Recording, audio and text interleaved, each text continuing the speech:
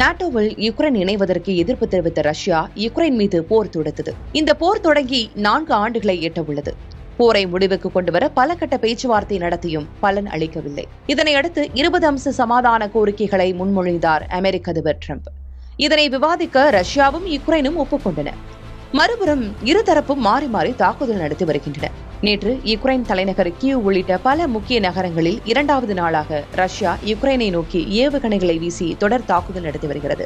இந்த தாக்குதலில் கியூ நகரில் வசித்து வந்த இளம் தம்பதி உயிரிழந்ததாகவும் அவர்களது 4 வயது பெண் குழந்தை உயிர் தப்பியதாகவும் கூறப்படுகிறது. கடந்த 24 மணி நேரத்தில் ரஷ்யா 146 ட்ரோன்களையும் அதிநவீன ஏவுகணைகளையும் வீசி கொடூர தாக்குதல் நடத்தியிருக்கிறது. அடுத்தடுத்து ரஷ்யா வீசிய ட்ரோன்களில் 103 ட்ரோன்களை யுக்ரைன் ராணுவம் வானில் சுட்டு வீழ்த்தியதாகவும் கூறியுள்ளது. ரஷ்ய ராணுவம் வீசிய ஏவுகணை ஒன்று கீவ் நகரில் விழுந்ததில் அங்குள்ள அடுக்குமாடி கட்டடம் சேதமடைந்தது.